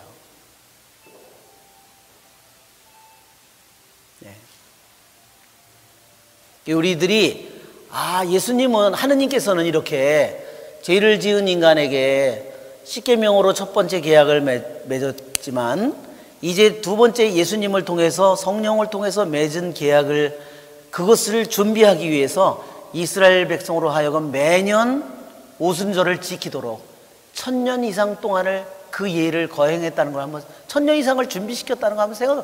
매년 그것을, 성령이 오는 그거를 준비하도록 1000년 이상을 총연습을 매년 시킨 거예요. 근데 우리는 그 성령을 그냥 개풀같이 알면 어떻게 되겠죠? 그러면 내가 진주를 짓밟는 돼지에 불과한 겁니다. 여러분, 그래서 여러분, 사순절이 지나고 우리들에게 오순절이 시작되었어요. 그렇죠? 그래서 여러분, 이 시기를 정말 소중하게, 사순절보다 더 소중하게 여러분들이 보내시기를 바랍니다. 왜냐하면 이 시기에 예수님께서는 우리를 끊임없이 나를, 그렇죠? 모든 것을 열어젖힙니다. 성경의 무덤도 열어젖히죠, 그렇죠? 그렇죠? 수위도 다 풀어 헤치죠, 그렇죠? 그 다음에 제자들의 닫혀진 마음도 다 여시죠. 잠가진 문도 여시죠, 그렇죠? 성경을 깨닫게 하시려고 이해되지 않는 그 모든 그 문도 다 여시죠. 이 모든 일을 하는 건 누구예요? 제자들이 아니에요. 그 모든 것은 다 주님이 하시는 일이에요. 그렇기 때문에 우리는 이 시간을 정말로 소중하게 잘 보내야 됩니다. 마음을, 그리고 단지 하시는 건 그분이 하시는 거기 때문에 여러분, 그 마음을 주님께 열어놓는 거예요.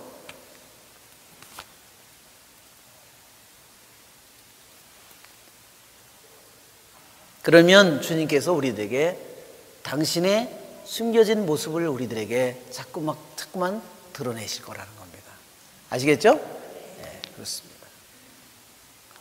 근데 우리들이 이렇게 그분께서 우리들에게 점점 당신 자신을 드러내 보여주는 그런 삶으로 가야지, 점점 그분이 우리들에게 점점 아니야 쟤 안 되겠어 그렇죠?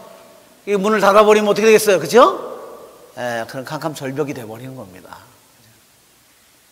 오늘 복음을 잘 읽어보면 첫 번째 구절이 드러내셨다는 말이 2번이나 나옵니다. 그죠? 네. 자, 우리 오늘 여기에 말씀에도 용서한다는 말은 주님께서 더 이상 기억하지 않겠다고 그런 말이 여기에 제가 그것만을만 여기다 모아놨습니다. 그래서 이 말씀이 여러분들에게 정말로 여러분의 마음속에서 살아 움직이는 말씀이 되기를 바랍니다. 네. 자, 이제 다시 우리 13절. 여러분은 나의 형제이며 고륙인데 어찌하여 임금을 다시 모시는 일에 꼴찌가 되려고 하시오. 예, 다윗은 자신과 좋지 않은 관계에, 껄끄러운 관계에 반란을 일으킨 원수지간이 되었던 모든 사람들을 다시 용서함으로써 그들의 임금이 되는 겁니다. 여기 보면 나의 형제이며 고륙이다 그랬어요. 고륙이다. 우리가 우리말로 이제 더 쉽게 이렇게 한자를 써서 내 뼈와 내 살이다 이런 말이에요. 내 뼈와 살. 이게 여러분 이 기절은 어디서 나오는 거죠? 창세기에 나오는 말이죠? 내 뼈에서 나온 뼈요, 내 살에서 나온 살이다 이러죠? 네.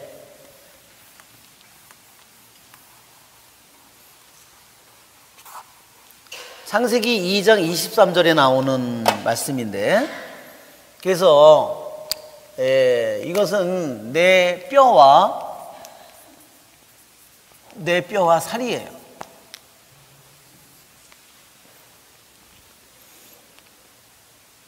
이제 이 말은 살과 피라는 말하고는 좀 달라요. 그렇죠? 이런 살과 피도 나오잖아요. 그렇죠? 성경에 이는 내 몸이요 이는 내 피다. 그렇죠? 그거가 이 뼈와 살은 좀 달라요. 의미가.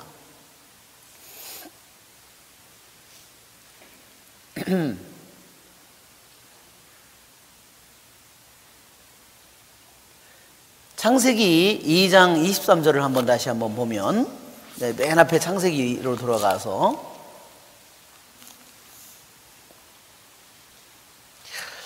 예, 이 성경의 기절은 정말로 굉장히 정말로 희한해요. 왜냐하면 보통 인간이 태어날 때 보면 여자에게서 다 태어나는데 남자에게서 여자가 태어납니다. 아멘. 희한하죠? 네, 네. 그리고 우리는 왜냐하면 첫 번째 남자와 여자가 있었을 거예요, 그렇죠? 근데 우리는 그 현장에 첫 번째 장을 있지 않았기 때문에 자세한 내용은 우리가 몰라요. 그러나 우리는 하느님께서 처음 창조하셨을 때 여자 먼저 창조해서 여자가 혼자 애를 낳은 게 아니다 하는 거죠.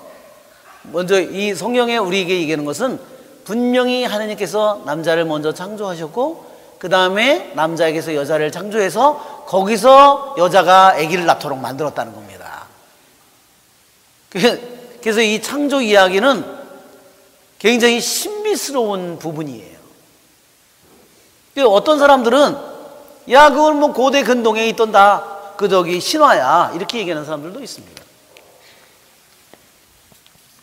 그냥 다른 데에 있었던 또는 이런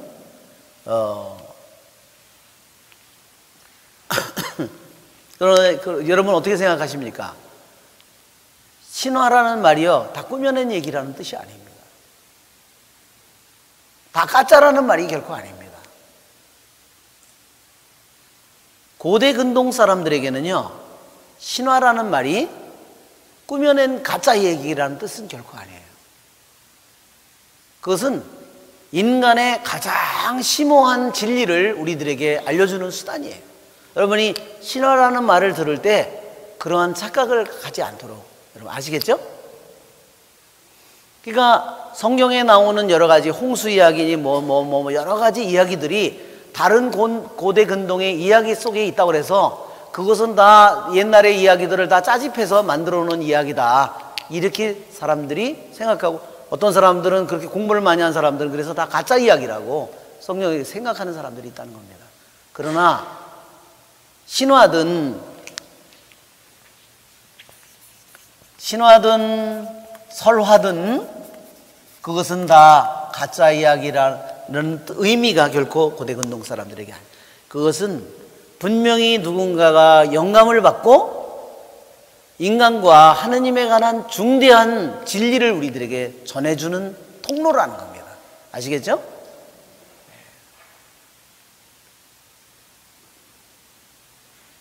거기에 중대한 신비와 진리가 담겨 있다는 겁니다.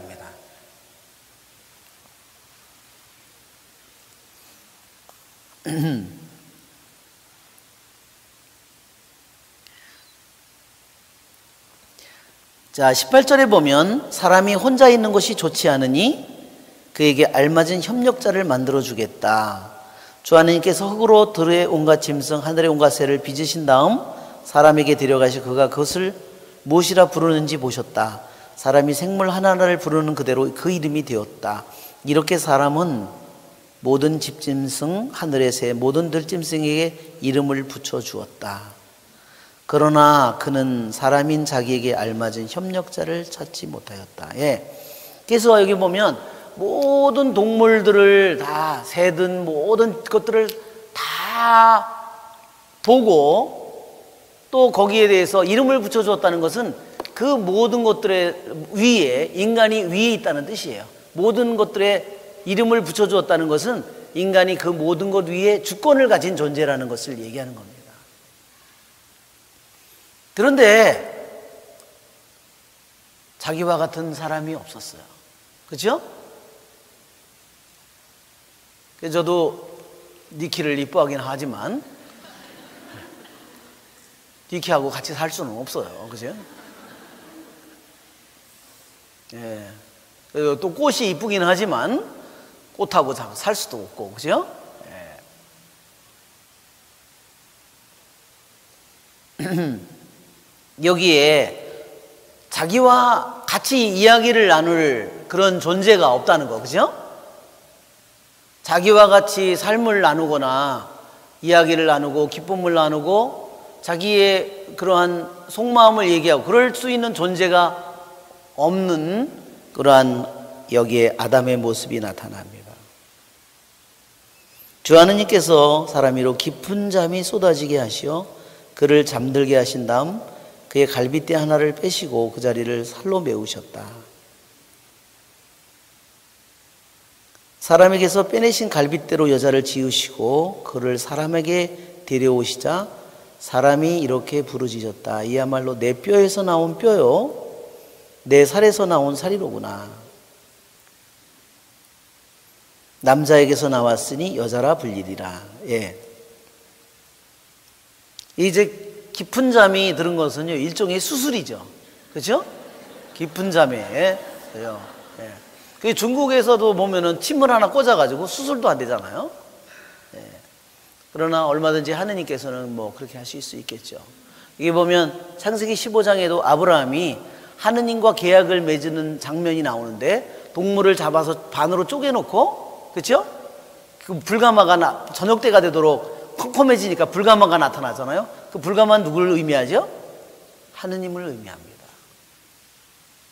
즉 그것은 뭐냐? 완전히 다 드러나지 않는 모습이에요. 그리고 그것을 보면 아브라함이 죽기 때문에 아브라함이 깊은 잠에 빠집니다. 왜냐하면 그걸 보면 아브라함은 죽기 때문에. 원래 아브라함과 같이 하느님이 둘이 걸어가야 돼요. 원래 그 계약을 맺으려면. 그렇죠? 근데 그렇게 했다가는 아브라함이 죽으니까 아브라함은 거기 그림 같은 거를 보면은 아브라함이 이게 죽은 것 마냥 이렇게 하고 잠이 들어 있습니다. 예. 이 갈비라는, 왜 갈비라는 그런 표현을 썼을까? 갈비라는 표현은요, 그 수메리안, 그 고대 문자에 의하면요, 쐐기 문자에 의하면 그 갈비라는 말이 무슨 뜻이냐면 생명이라는 말입니다. 그것이.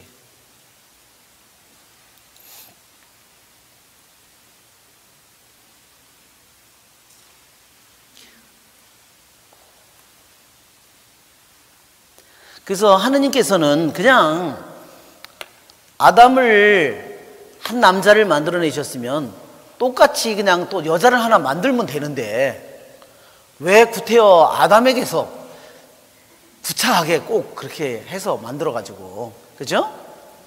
왜 그랬을까요? 그래서 둘이 하느님에게 완전한 하나라는 것을 의미하는 겁니다.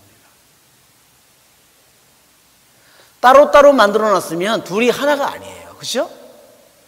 아담에게서 내 뼈에서 나온 뼈는 뭐냐면, 유대인에게 있어서요, 뼈는 뭐를 의미하냐면, 이건 에셈, 이거는 에셈이라고, 에셈. 이거는 사락스, 이렇게 하는데, 이것은 뭐냐면, 에셈과 사락스는, 이것은 뭐를 의미하냐면요, 이것은 존재 자체를 의미합니다.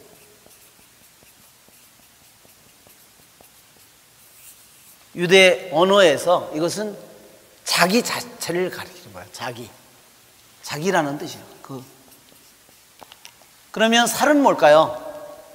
살은 그거보다 덜 중요한 부분이겠죠. 말하자면 일례로 뭐를 느낀다든지, 그렇죠? 감정이라든지 뭐 이런 거,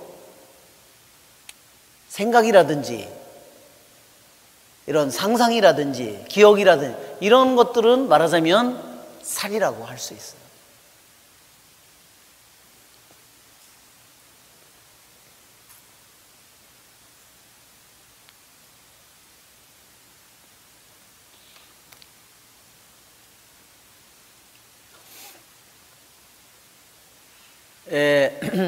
아담이 깊은 잠이 들었다가 눈을 떴는데 자기와 같은 인간이 옆에 있는 걸 보았으면, 그죠? 얼마나 감탄을 하고 놀랬을까, 그죠?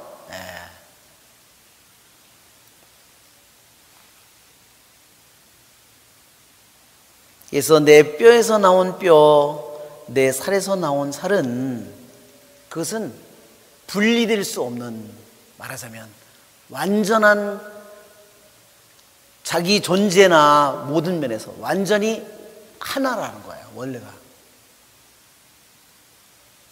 완전한 일치를 의미하는 말입니다.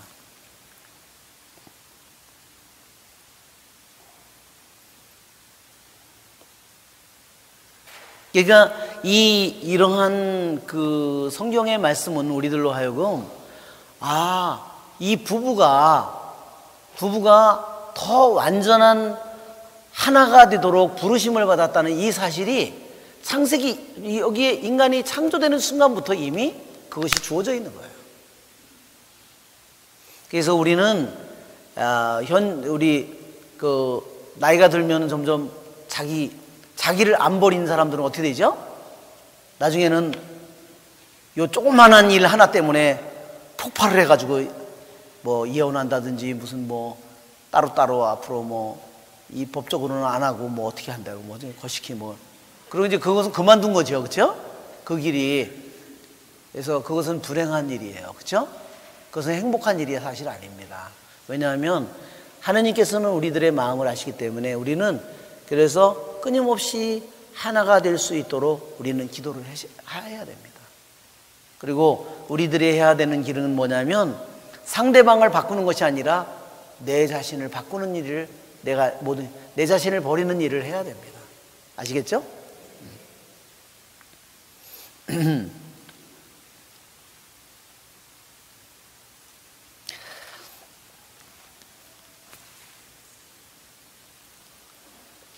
그래서 여기에 보면 남자에게서 나왔으니, 남자에게서 이 씨라고 그렇게 하고 여기에다가 말하자면 이거를 하나 더 붙이는 거예요.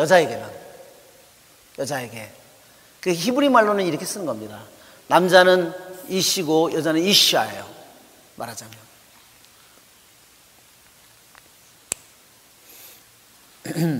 자, 14절. 그리고 아마사에게는 이렇게 말하시오. 그대는 나의 고륙이 아니요 내가 언젠가 그대를 요압 대신 내 앞에서 군대의 장수로 삼지 않는다면 하느님께서 나에게 벌을 내리시고 또 내리실 것이요. 예, 아마사는 누구죠? 자기 아들 반란군의 총사령관이에요. 예, 여기 이걸 보면 다윗의 고통을 느낄 수가 있는데, 왜? 자기를 자기와 자기의 왕국을 건져준 요압을 대신해 왜 반란을 일으킨 총사령관, 아들 압살롬의 총사령관을 했던 사람을, 자기에게 반란을 말하자면 일으킨 총사령관을 왜 자기의 총사령관으로 만들까? 그것이 다윗의 고통을 보여주는 겁니다. 그것은 뭐냐? 모든 사람 앞에 자기의 명을 정면으로 거행했고, 그래서 아들을 죽인 거죠.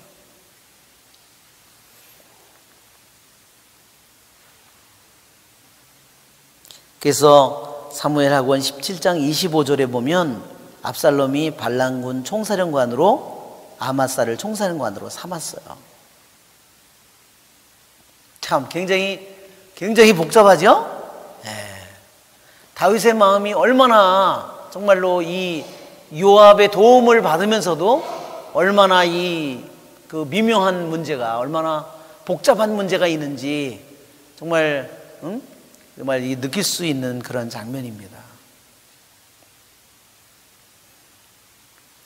또 한편으로는 이 반란군의 마음을, 반란군을 전체를 용서한다는 것을 보여주기에 가장 좋은 사람이 누구냐면요, 아마사를 자기 사람으로 용서해 주는 거예요. 그렇죠? 아마사는 누구였겠어요? 다윗의 가장 충성스러운 부하 중에 하나였을 거예요. 또 한 가지 우리들이 여기서 우리가 잊어서는 안 되는 것은 사무엘 15장에 보면, 하곤 15장에 보면 반란을 압살롬이 일으킬 때 200명을 그냥 데리고 갔죠? 그 사람들은 자기네들이 뭘 하는지를 모르고 따라갔어요. 분명히 거기에 아마사도 들어있었을 거다.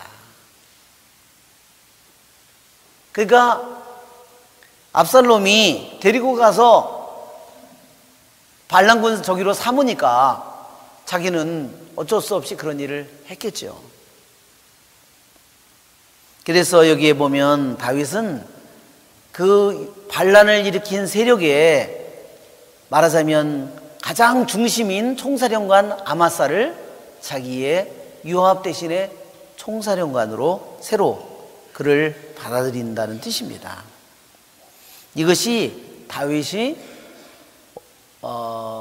어떻게 자기에게 반란을 일으킨 사람들을 용서하는가 보여주는 겁니다. 왜 이런 것을 용서할 수 있을까? 자기 아들도 자기에 대해서 반란을 일으켰는데 그 밑에 있는 사람들이야 뭐를 용서하지 못하겠는가? 그것이 다윗의 마음이에요. 아들 압살롬을 통해서 산산이 부서진 다윗의 마음은 이제 자기에게 반란을 일으킨 자기의 친구들이고 자기의 가장 신복들이고 부하들이고 장군들을, 그러나 다윗이 용서하는 겁니다.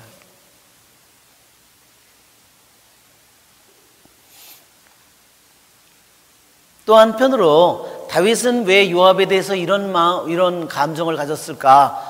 자기 아들을, 자기 명령을 정면으로 거스리고 죽였다는 사실. 그리고 또 한 가지는 다윗에게 와서 얘기한 그 일 있잖아요.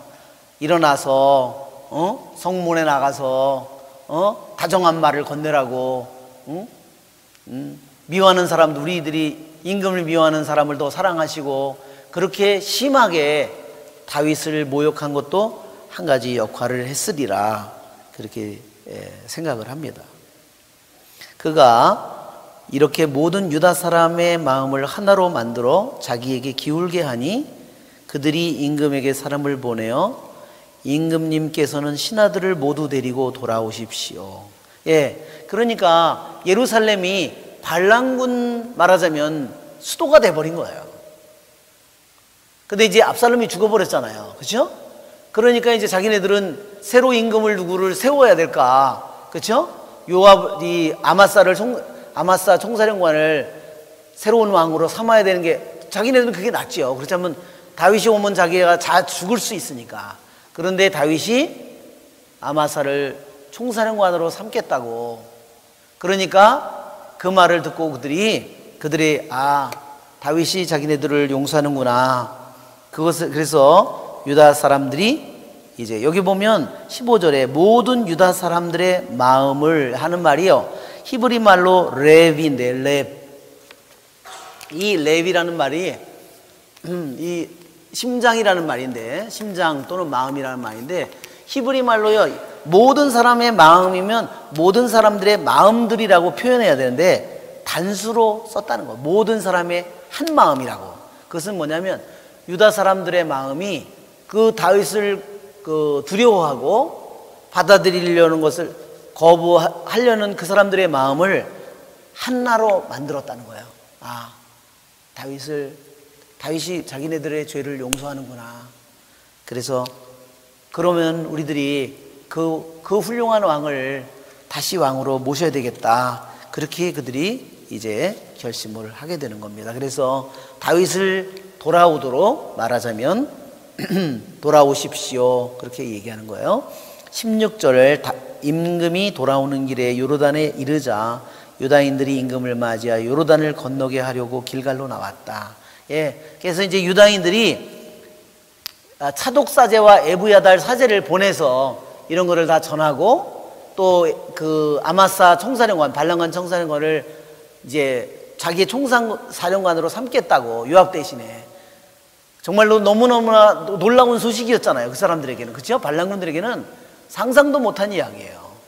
그런데 그런 이야기를 듣고 이제 유다 지파 사람들이 임금을 맞이하려고 이제 요르단 강에 나오는 겁니다. 여기에 보면 이제 바울임 출신 베냐민 사람 게라의 아들 시므이가 다윗 임금을 맞으러 유다 사람들과 함께 서둘러 내려왔다. 자, 이 베냐민은 사울 지파 사람이죠. 그런데 이 시므이가 말하자면 다윗 유다 지파에게 제일 힘든 지파예요. 그렇죠? 왜? 전 왕의 지파니까. 그런데 이 얼마나 약삭 빠른지 유다 지파 사람들이 임금 맞으러 간다고 하니까 거기 껴가지고 베냐민 지파 사람을 1000명이나 데리고 갔다는 거예요. 얼마나 이 사람이, 그러니까 이 사람이 유대인 전승에 의하면요 산헤드린의 수장이었다는 거예요. 산헤드린의 넘버원이었다는 거예요. 산헤드린은 그 이스라엘 최고 말하자면 대법원이에요. 산헤드린이 유대인들의 대법원인데 그 대법원 70인으로 이루어져 있거든요. 그 산헤드린 멤버가 거기에 넘버원이었어요. 대법원장이었다는 거예요. 한 왕국에 사울 왕이었을 때 산헤드린의 대장이었으니까 힘이 얼마나 셌을지 한번 생각해 보십시오. 또 한편으로 이 인간이 얼마나 쉽게 변신하는가를 한번, 그죠? 돌 던지다가 뭐 저주란 저주란 다 하다가 베냐민 지파 사람 1000명 얼마나 부지런히 1000명을 모으려고 애썼겠어요. 그렇죠?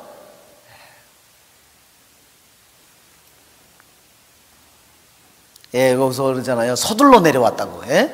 그리고 18절에도 급히 갔다고 그렇게 돼 있잖아요. 예?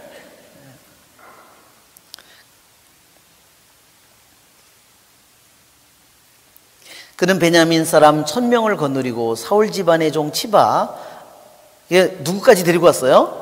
치바가 다윗에게 정말 이쁜 짓을 한 거를 알고 치바까지 데리고 갔어요. 하여튼 동원할 사람은 다 동원해가지고. 그리고 이 베냐민 사람 1000명이라는 것은요, 다윗의 부하가 그 당시 총 4000명밖에 안 됐다고 그랬잖아요. 그죠?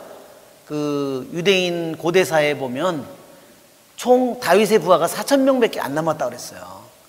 그러니 베냐민 사람 1000명을 데리고 왔으니, 그죠? 그러니까 시므이는 철저히 계산을 한 거예요. 그죠? 그 1000명 내치면 어떻게 돼요? 자기의 적으로 돌아서는 거예요. 그죠? 무슨 지파가 다 적이 될까요? 베냐민 지파 전체가 적이 되겠죠? 그러면 다윗이 다시 됐는데 너무너무 힘든 거예요. 시므이가 왜 1000명을 데리고 갔겠냐고요. 다윗의 부하가 4000명밖에 안 되니까 그걸로 가지고 가서 일종의 무기로 삼은 거죠. 네. 아주 이 썩을 놈이에요. 정말. 네. 그러니까 다윗이 꼼짝 못하게 하느라고 한편으로는 하지만 한편으로는 철저히 계산된 아주 책략이에요. 그들은 임금의 집안 사람들을 건너게 하고, 봐요, 여기 임금의 집안 사람들을 건너게 했다고 그랬죠? 이 배를 거기다 벌써 마련해 놓고, 배까지 마련해 놓고, 얼마나 바빴을지 한번 생각을 해보세요. 임금에게 잘 보이려고 건널목을 건너왔어요. 아까도 그 물속에 이렇게 하고, 그렇죠? 임금이 요르단을 건너려고 할 때 게라의 아들 시므이가 임금 앞에 엎드렸다. 왜냐하면 임금이요, 요르단을 건너면 요르단강 건너편에서 다시 약속의 땅으로 가면요, 이제 다윗이 다시 온전한 임금으로의 모든 권한을 갖는 거야. 그러면 왕을 모욕한 사람은요, 왕이 처형을 해야 돼요. 그게 정의를 집행하는 거예요. 자기에게 길이 없어지는 거예요. 그래서 건너기 전에 요르단 동편에 있을 때까지 건너와가지고 거기서 쇼부를 보는 거예요.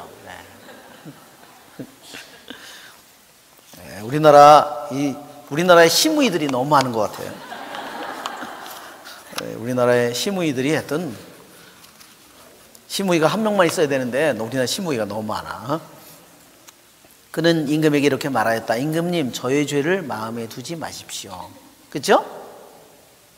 저희 주군이신 임금님께서 예루살렘을 떠나시던 날 이 종이 저지른 죄를 기억하지 마시고 마음에 품지 마십시오. 그런데 다윗은 그 사람을 용서합니다. 이때는 용서했어요. 죽이지 않겠다고 했어요. 그러나 나중에 죽을 때 유언으로 남기죠? 열왕기 2장에 나옵니다. 내가 어떻게 처신해야 되는지 잘 알 거다. 그놈을 죽여라. 이런 뜻이죠. 그러니까 다윗은 용서했지만 하느님처럼 기억하지 않겠다가 아니라 나는 기억하겠다, 이놈아, 이거예요. 우리들이 여기서 다윗이 용서하는 한계를 우리가 여기서 보게 되는 겁니다.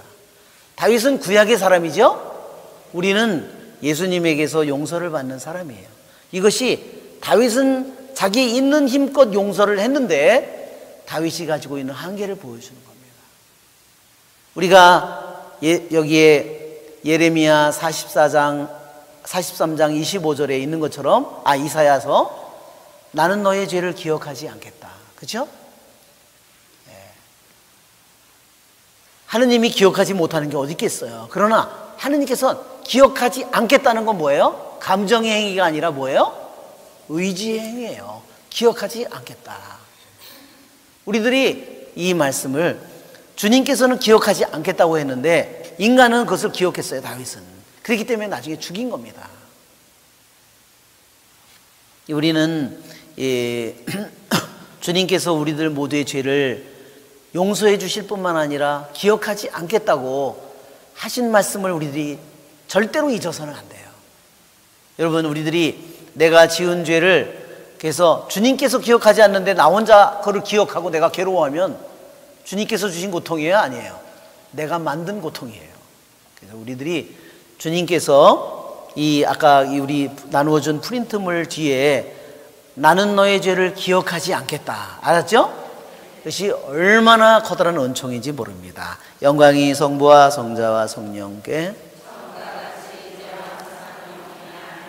성부와 성자와 성령의 이름으로 아멘.